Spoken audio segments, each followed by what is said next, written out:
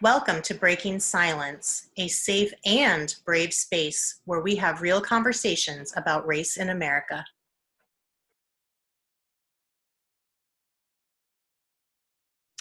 Well, I know at the beginning of the video, I mentioned that something that grinds my gears about the whole issue of colorblindness is just that there are people still to this day saying that they want to be colorblind.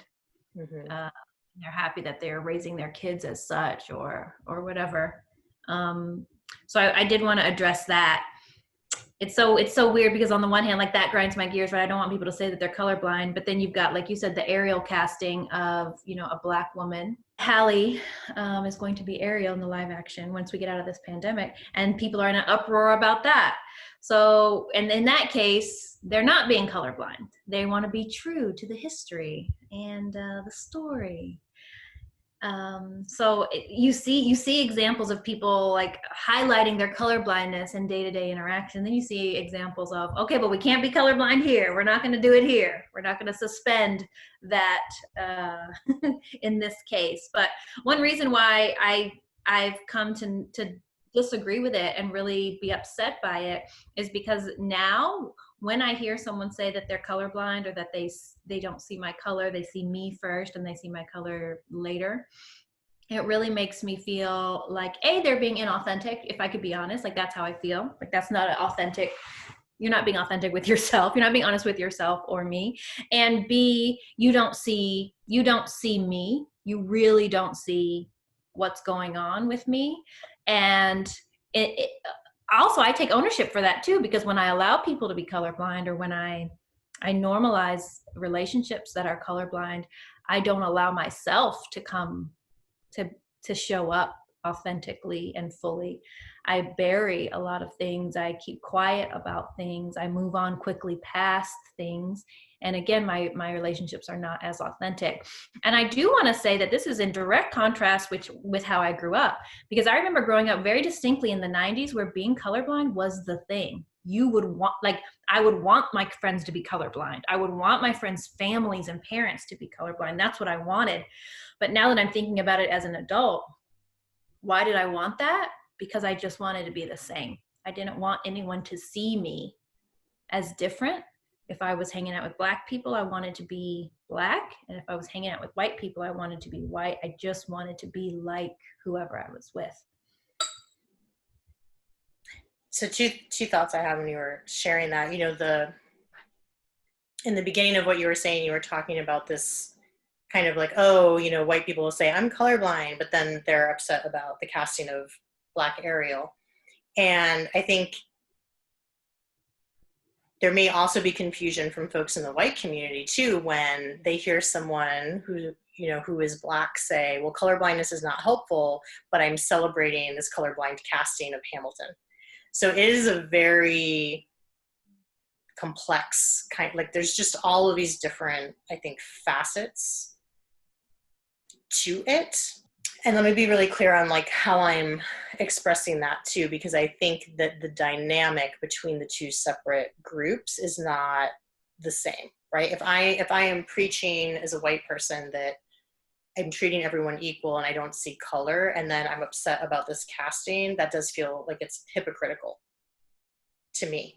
Whereas I feel like what I'm hearing from you, and keep me honest here, but what I think I'm hearing you say is that the opportunities that are created or being able to see representation and folks who are cast in these roles is something to be celebrated, but to completely erase this piece of me as an individual it doesn't feel good, and it doesn't really help the situation that we're currently in regarding racism and making progress in civil rights and all of these things. I don't know if that's a fair.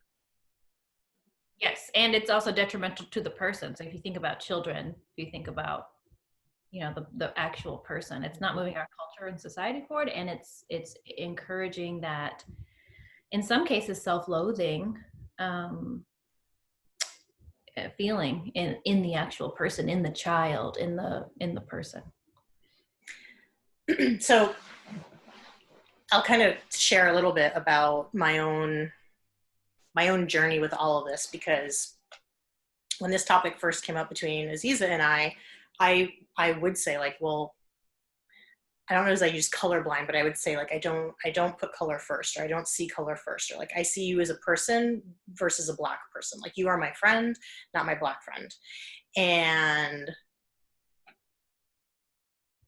a little bit about where I think my definition of that was coming from, where I've evolved to my current understanding. Not that I'm there yet, I don't think, but and even the fact that there are different, I think,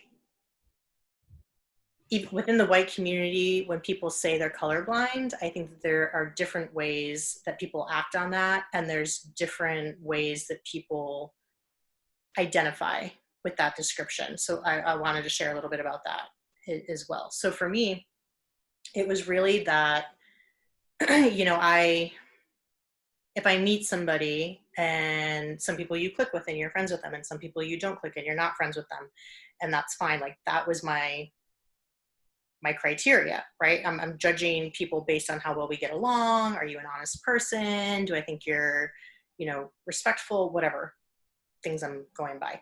Versus like if I go to a party and I see 3 black people, I'm like, oh, well, I want to become friends with them because I don't have any black friends yet. So like I'm going to go be friends with the black people. That is kind of something that I would have defined as being colorblind. I go to a party, whoever I click with, I click with. It doesn't matter what their skin color is. And if I'm working with someone, I'm judging based on the quality of that person's work.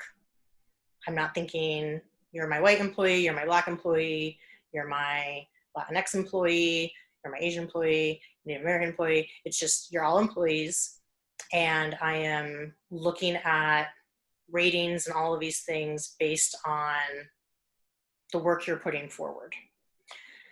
So to me, and I will go so far as to say, you know, it wasn't that I wouldn't see color. Like clearly I can see you, right? Like I know that you are, well, I didn't know that you were biracial when I first met you until we talked about it, but clearly I know that you were a person of color. Like I can tell that about you, but that was not a factor in us becoming friends for me. Like I just didn't think about it. And for me, that would actually bring up a little bit of internal turmoil so for example, like if I was still working in corporate America when all of this was happening with George Floyd, and I know that I'm working with African American or black people, I would have the dilemma like coming into a meeting and wondering to myself, like, should I say something about it? Should I ask them? Should I not say something about it? So there was an acknowledgement in my mind of this person may be going through something that I can't necessarily relate to, but I don't know whether I should breach the subject or I shouldn't breach the subject. And I would stop myself, right? So I did push to the side. I mean, you and I have been friends for how long? And we shared that this is the first time we've really had these types of conversations. This is not the first time that I've thought these things. But because I'm colorblind, right? Like we grew up in that time frame, like the good thing to do was to treat everybody the same, to treat everybody equal. It's like I'm not allowed to talk about that stuff.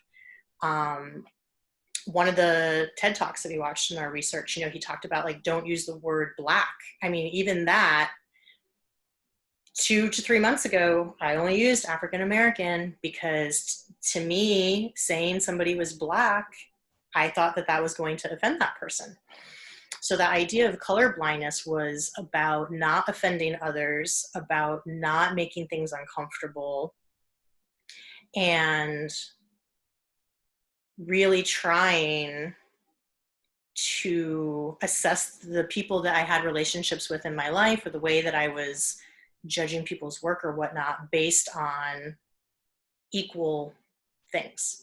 But it did eliminate this whole other portion, to your point, of not breaching conversations that maybe I should have, or thinking that my experience as a white person is more universally experienced than it really is. So that what happens in my world, or the way that my day-to-day life pans out, I think that there are like, I know that not everyone has that, but I'm sure that my understanding of how many people experience life similarly to me is skewed. Like, it's probably much larger than what the reality is.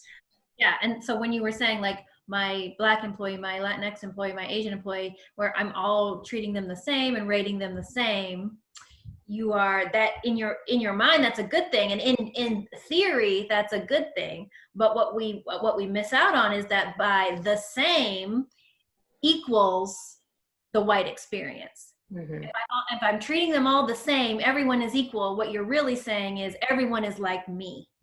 And I think that's the like, oh my gosh, moment for people. Like, it's not just that, because yes, that would be beautiful if everybody was the same and everyone was equal, but that's not what you're saying and that's not what you're doing. You can't. What you're doing automatically is, I'm assuming that everyone is like me. Everyone is having this white experience. And I think if people see it from that perspective, they can kind of understand it in a better, in a way that doesn't trigger them as, oh, I'm doing something wrong by focusing on their color. Mm-hmm. Yeah, it's a good point. And I think brings us back a little bit to, when we're sharing the history of where race came from, and people may be thinking, well, you just said like it's made up. It's not even real. So why wouldn't I want to be colorblind? Well, to your point, in an ideal state, our country would be colorblind. People would be colorblind. All of this would be, right? We wouldn't even see it and we wouldn't need to, because the promise of all people being created equal, being treated equal, having equal outcomes, that would be happening. And if we ever get to that point, that may be time for the definition or the perception of it to be evolved, but we're not there. And so I think that's where that the difference is for me, is that yes, it's an idyllic state. It's something that we want to get to, is that there is the true equality, but because we're not there, we have to be willing to acknowledge that today. So I see what you're saying, and I understand you with how you feel color blindness shows up with you. It's more of person first, mm-hmm. not I'm ignoring the fact that you are a Black person. It's just you're a person first to me. So I totally get that. I'd like to know, now that you've done some research and understood a couple different opinions and sides of the story on if color blindness is good or bad, what does that mean for you now in how you show up? And are you reconsidering treating, like for instance, in this hypothetical team of a Latinx person, an Asian person, a Black person, treating them all the same? Has that changed anything for you? Mm-hmm. Yeah, I think there's different layers for me. So maybe I can start with the things that I know have shifted, and then get into maybe where I'm still unsure a little bit. So here's a great example. There is an evening webinar training that I attend like 2 or 3 nights a week. And when everything was happening with George Floyd and a lot of the other, deaths and violence and, the Central Park incident, all these things were happening, the facilitator for that webinar took a minute at the beginning of one of the sessions, just took maybe 2 minutes to simply acknowledge and say, I know this is what's going on. I know it's a hard time for people right now. If you need, it's your choice. If you want to stay on, if you need to hop off, like wherever you're at, like that's fine. And I don't remember exactly everything that he said because it was so long ago, but the response, I mean, for me sitting there, it was before we had a lot of these conversations. It's immediately just tense because it's not something that we ever talk about. And so like we just said, you're not supposed to talk about it. You're not supposed to acknowledge it. You're not supposed to say all of these things. So it's immediately tense, but I'm also appreciative of the fact that he's being empathetic. He is not Black, by the way, he's Asian. And But I'm like, it's not my spotlight, right? Like, it's not about me. And so then the response in the chat group was very appreciative. Like, thank you so much for acknowledging it. Thank you for bringing it up. Thank you for not ignoring it. Thank you, thank you, thank you, thank you. And so that was kind of an aha moment for me. And so I think that would be something that I would shift for certain, is to not be afraid, or to back away from simply offering an acknowledgement, to say, okay, like, we're coming into this meeting. I saw the news last night, just like everyone else saw the news last night. Or maybe somebody shares something with me that wasn't on the news, right? Because we know that happens too, that there's these things occurring in the Black community that may not be broadcast. And to just, I know that this happened. Just want you to know that I know. If anyone needs to talk about it, we're here for you. We're still going to jump into whatever it is that's happening. So that's something that I want to try and be more courageous with moving forward. One other example I think of something that's changed for me is just, for example, the not using Black versus African American. So that I think I feel almost like I've been given permission in a way to just talk about it in a way that's still being tactful, and still, I don't know how to really describe that, but not that I'm going to walk up to random people in the supermarket and be like, oh, hey, like, you're Black, let's talk about it. Not to do that, but for people that maybe are more of an acquaintance, to not actively avoid the conversation. Or if something is brought up during the dialogue that kind of skirts, like it's like almost touching the issue of race, that instead of redirecting the conversation, to maybe sit there for a little bit longer, or to give some kind of a indication that I would be willing to talk about it. I think that's a good point, because I think we all needed permission. I think white people felt like they needed permission.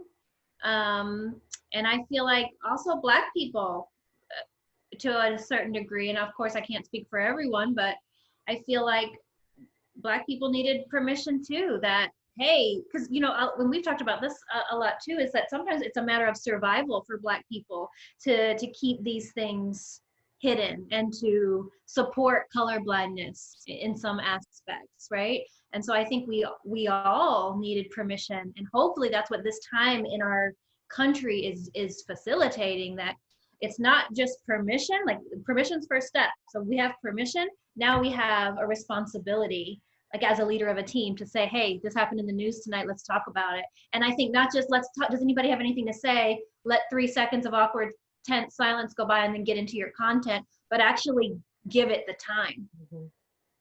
And we needed permission to do it. And now that we have that, it's the responsibility. So I think that's a really good point.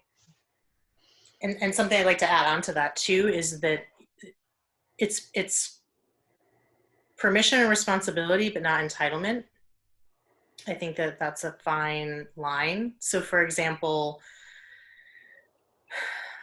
again, like opening the door, but not expecting anything. Mm-hmm. So it may be my responsibility as a leader of a team to acknowledge it, but it is not my right to demand that people talk about it, or to expect that people are going to respond the way that I want them to respond, or to expect that everyone is going to want to spend time talking to me about it, or educating me on things that may be happening, or sharing with me how they feel, and that's okay too. The other half of that is where I may still be struggling, and that I think is getting into kind of that example about either like an annual review, or merits, or disciplinary action.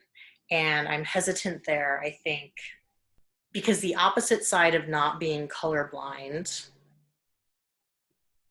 is that you're acknowledging race, which then can also be used against you if people would want to, if that makes sense. So, for example, if I say that I am giving out merits differently because I'm not colorblind and I see race, like that's opening this Pandora's box. No. You wouldn't say that though, right? Like that's against the law. Right.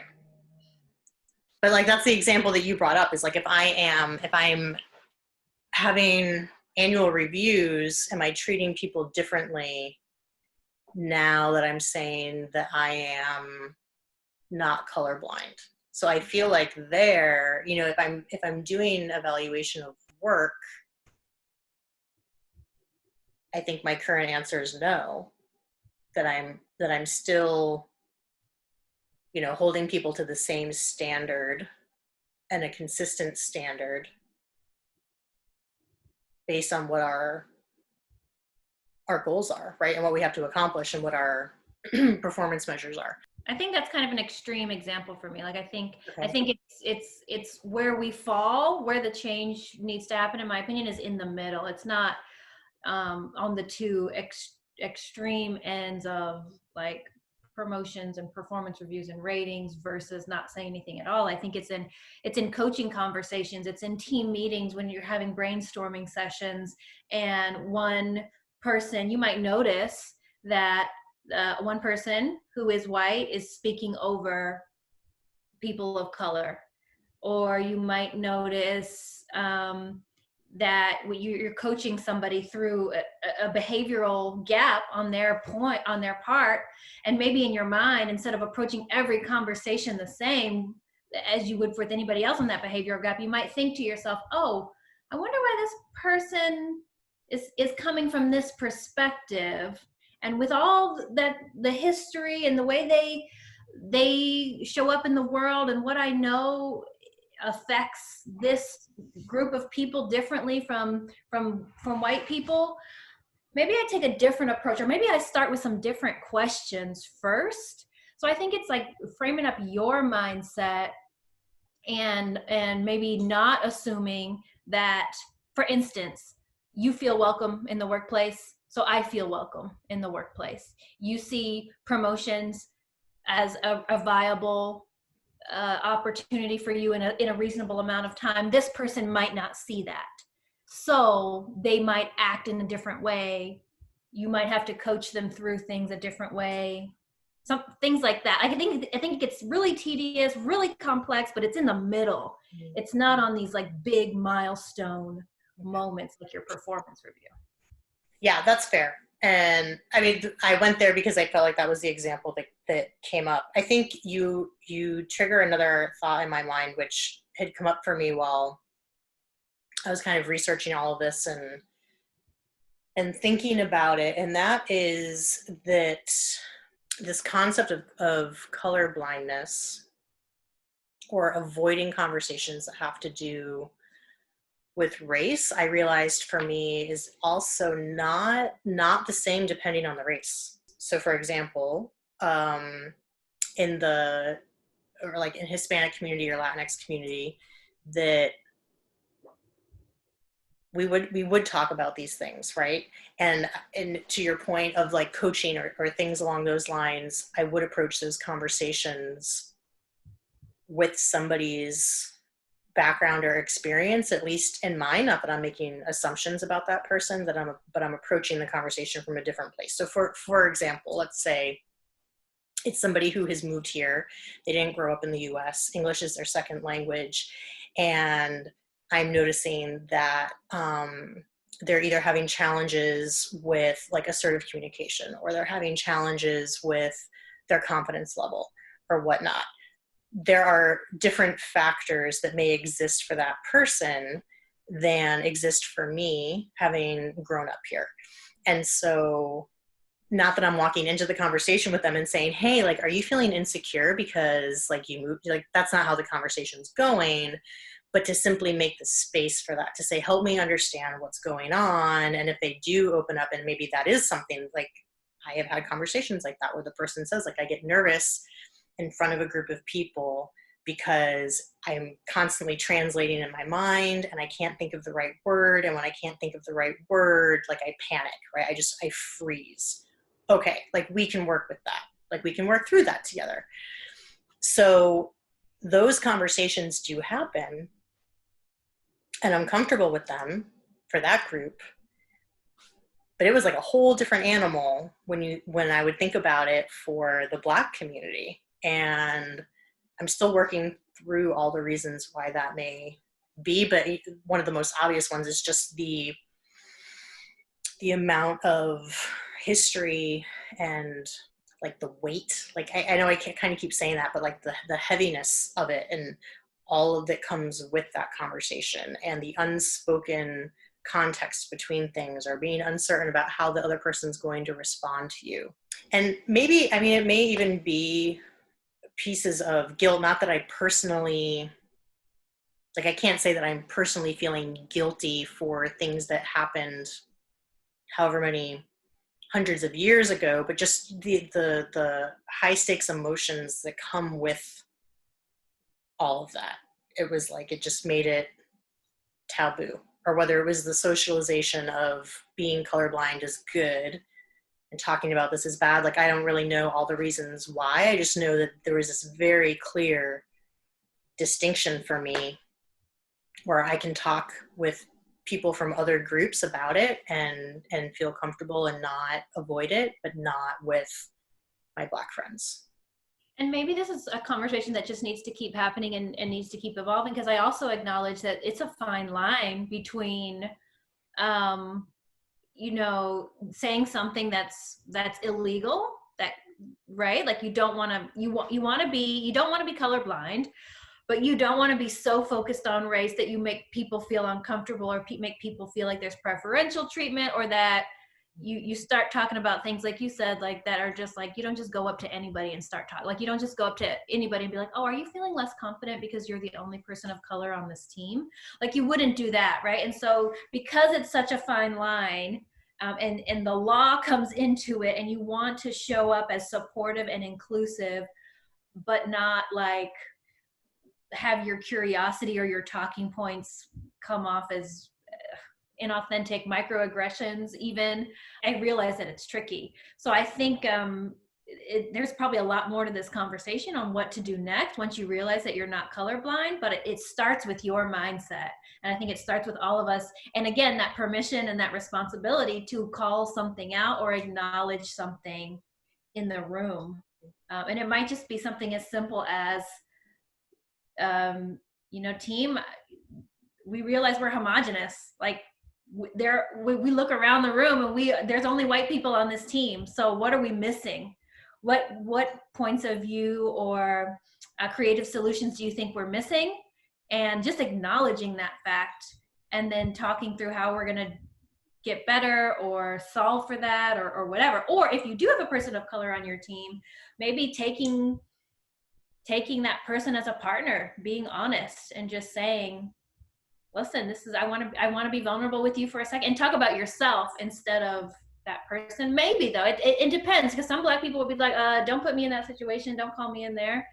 But some people would appreciate, like I super appreciated when the CEO of my company called out what happened to George Floyd as a murder early on. He didn't have to wait for all the news media to chime in and politicians to chime. He didn't have to wait for it. He said it was a murder. He wasn't still trying to gather all the data points. He saw what happened and he called it out as a murder. And that for me was a huge, it connected us even more than, and he's the CEO, so I don't know him, I don't see him, I don't hang out with him, right? But I feel so much more connected to him, and I feel like I can trust where he falls on the spectrum. So maybe it's just things like that, where if you're no longer colorblind, you acknowledge things in a way that you referenced earlier with meetings, and that in and of itself is a huge step, and it brings people together, and we just take steps bit by bit as we move forward. But it starts with freaking acknowledging it and stop ignoring it. Yeah. Expecting everybody to be okay and everybody to be walking on eggshells all the time. Yep. Yeah, and I think the piece that I would keep for myself, and maybe this isn't really what colorblindness is, but I don't feel like, at this point anyway, I don't feel like I was misguided in, you know, how I'm befriending people or how I am judging is not the right word, but like how what I'm using as the guideposts for the relationships I have with people in my life. You know, that it's the person first. And they, you know, like you are my friend who is Black, not my Black friend. If that makes any sense at all. But like that, I think that there is something to be said for that piece of it, because not everybody's like that. You know, there are people who would say, I'm not going to associate with, or you can't bring this person home because of the color of their skin or whatnot. So I that's where it's like very nuanced and very complex. But that is a piece that I think I'm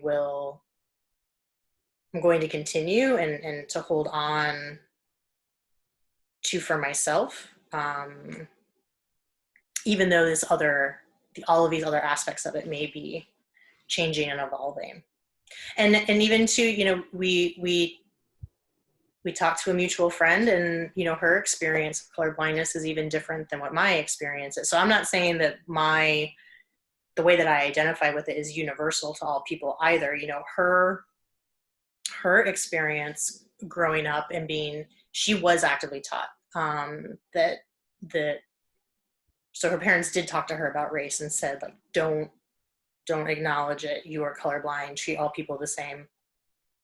You know, I didn't have those kinds of conversations with my family, but I think it was just something that you learned culturally not to talk about. But for her, even if she looks at somebody and she's like, I can tell that you're Black, and she may be starting to wonder, like, oh, like, I wonder if the murder of George Floyd is impacting it. As soon as the thought comes up, she pushes it down because she thinks that even thinking about it is bad, or that thinking about it is racist. And I can understand that if I even, as a white person, if I even say anything about race existing or about you being Black or whatever it may be, that I'm immediately a racist because I am simply admitting that it's there. Like Yeah. that's a thing. That was mind blowing for me too, to discover that, because when I asked her how we came up and to even figure out that she felt this way, we weren't even talking about colorblindness necessarily. I was asking her if she ever like thought about or tried to look at experiences through like a different lens, like if she ever tried to look at, you know, something that happened through the lens of a brown person or a person of color. And she really struggled with that question, and she said no, she wouldn't, because anytime she would maybe think to, the red flags would go off, like you said, and it would be like, abort, abort, abort. You're not supposed to think like that. Why are you seeing this person as different? Don't see them as different. And so I think that speaks a lot to how our parents raise us and their intent in their mind, and how that child internalizes that message. Because like you just said, like, you don't feel misguided in the fact that you make friends with people, and you see people as people first. You have friends, and you have friends that are Black and brown and Asian and whatever. But I think in our friend's case, it was a little misguided, and not on purpose from her parents, but the way she internalized it is like, no, I can't think like that. I can't notice this difference. I can't even explore how it might be for this person, because that means I'm racist. If I see race, I'm racist. And I just think that's a huge aha moment, again, for us that have children or that are interacting with children, you know, as nieces or nephews. It's so huge. And we even saw a TED Talk recently. You shared a TED Talk with me that spoke to that as well. Yeah, we'll put that in the description box too. And so for her, it was like, if I'm even thinking it, that's racist. And in my mind, it was like, well, I can think it, but if I say it out loud, I'm probably going to get called out as being racist or prejudiced or discriminatory, you know, that, but it was like that little voice that's like, should you? Like, you know, this is real. Like, you know that this is happening, but can't say anything about it. Not allowed to. I think that comes from, you mentioned earlier too, that like even saying the word black or saying that someone was black was like offensive or a bad word. And I think some of that in part comes from, again, when we're children, if you would say something like, "Oh, look, mom, his skin is black," or "Look, that's another black person." Your parents, what do they say? They're like, "Hush, hush, that's not polite." Like, right? But so you kind of internalize that as a child too, like, "Oh, I don't call this out. I don't say this." And I think that's one of the reasons. There's other reasons too, but that's another reason. Like, it's just and I'm really interested in this whole term and concept of polite company now, because a lot of the things that we read and as we explore and dig deeper, we see like, okay, this is not conversation for polite company until now. And I'm so intrigued into where that comes from and why race is something that you talk about. You think it, you see it, you believe it, but you don't talk about it in polite company. Like, why? What's the difference? So I can't wait to learn more about that too. One last thing I'd like to just share or acknowledge too is an additional consequence of being colorblind is the inability to see things happening in a way that relates, I think, to race. So like you bringing up the example of like George Floyd's murder, and people maybe struggling like, well, I don't know, like, could it be, I don't know, like, what could it possibly be? I don't know why this would even happen, or why would these two guys like run down Ahmaud Arbery and just kill him? Like, why would that happen? Because we're not acknowledging, we're not letting ourselves see. And so then you start creating, oh, he must have done something. Like, people don't just do that stuff, right? There must be some reason. And you start rationalizing, or you start defending, or whatever it is, because you don't let yourself see that this is what's right in front of you. So there are very, very real impacts beyond even just what's happening in the workplace, like with all of the systemic things, I think that come into play. Yeah, yeah. It keeps you ignorant. It slows your improvement, I think.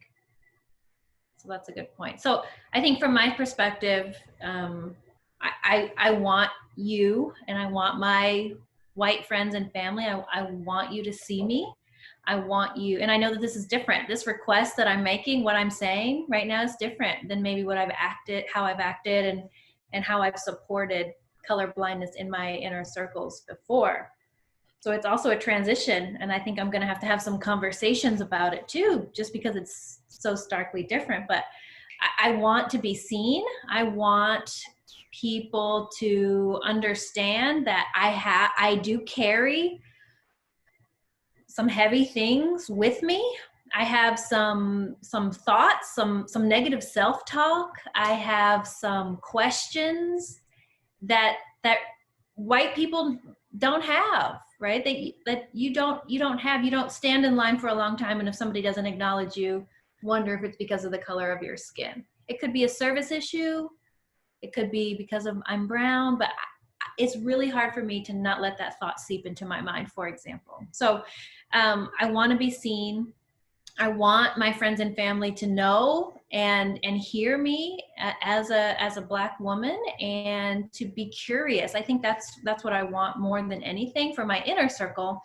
I want people to not assume that they know me, and to be curious about me, because and this is hard, but I even told my fiance this, like I don't feel, in order for me to have the most authentic and the most close relationships, this needs to be a part of it. My color, my race, whether or not it was made up centuries ago, my race needs to be a part of it, because it affects my experience, and it will make for more authentic connections. And that's what I need. So I need I need that curiosity, and I need that acknowledgement. So I need the people in my life to not be colorblind. And I beg for parents to open up their children's views as well, because the way it affects a child, both white children and children of color, I've seen it can be really detrimental into how we see ourselves and how comfortable we are, really having relationships that matter.